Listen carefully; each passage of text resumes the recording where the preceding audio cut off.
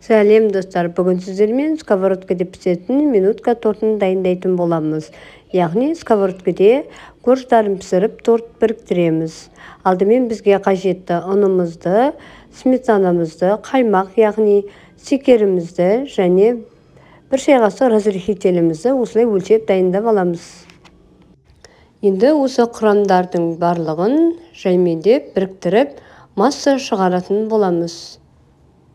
Алдымен қаймағымызды саламыз.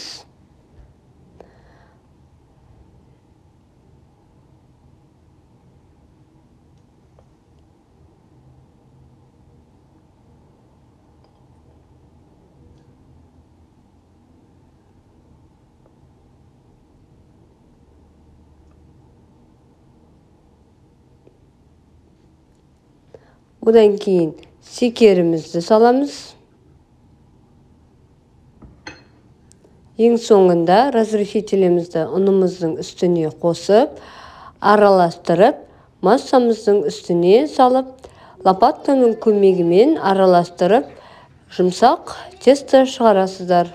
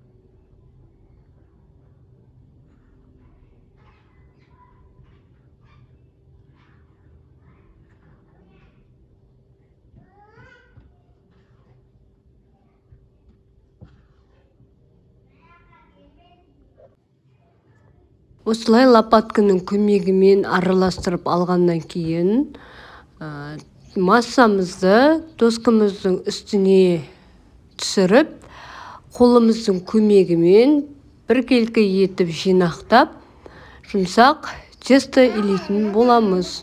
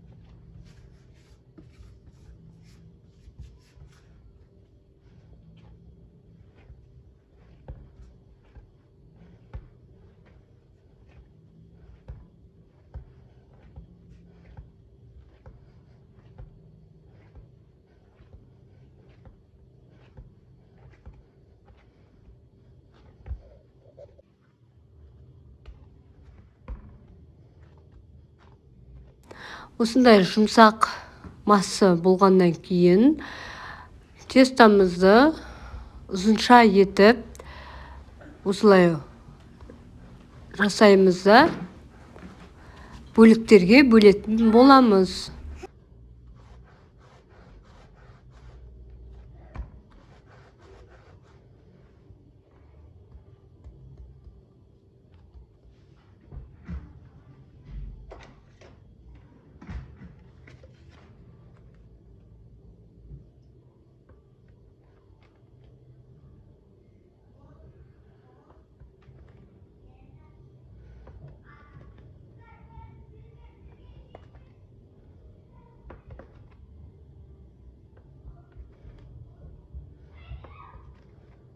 Өзімізге қажетті бөліктерге бөліп алғаннан кейін тестамызды оқтаудың көмегімен жұқа етіп жаятын боламыз.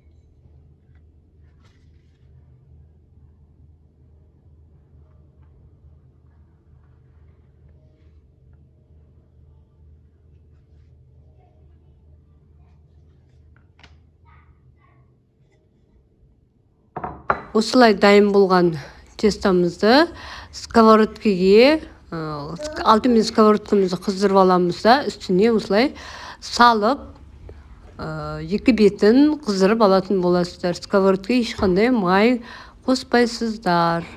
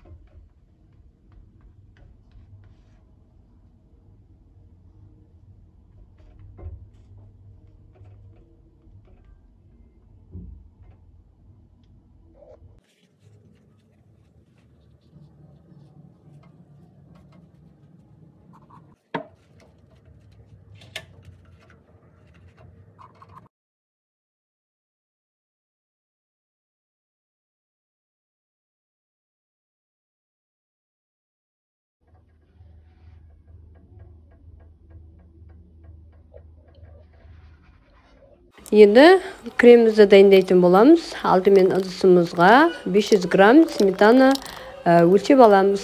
Одан кейін үстіне 150 грамм сахардың пудра немесе сахардың өзін қоссаңыздар болады. Енді екі массаны жақсылап біркелкі болғанша араластырасыздар.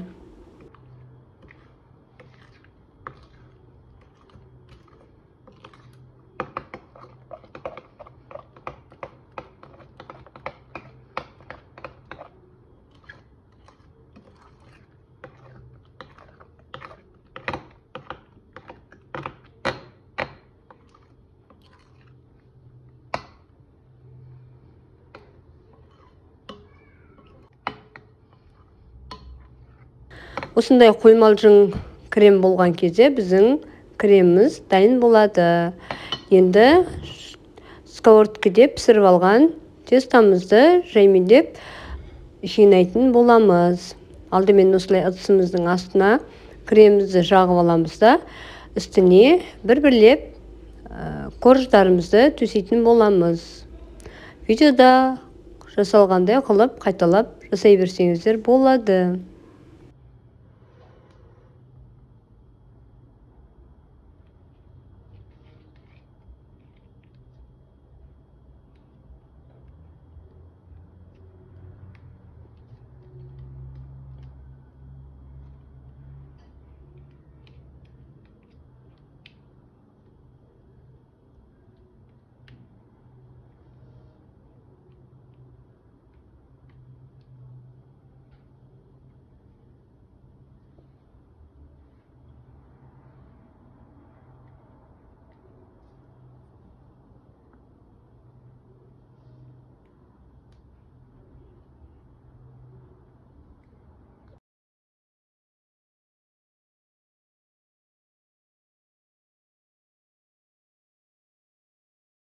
Кремімізді толық жақ болғаннан кейін үстіне корждың шетіне қалған уақ коржіктерді осылай блендердің көмегімен уатып етіп алдым.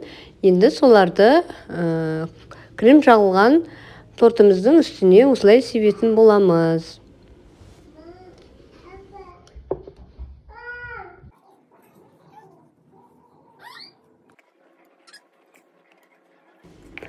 Тортымыз дайын болғаннан кейін холодильникке, мұздатқышқа 2 сағатқа әбден крем сіңгенше қойып аласыздар. Одан кейін қонақтарыңызға ұсынсаңыздар болады. Астарыңыз дәмді болсын. Менімен бірге болғандарыңызға көп-көп рахмет. Каналыма тіркеліп, лайк басып, пікір қалдыруды ұмытпаңыздар. Рахмет, сау болыңыздар.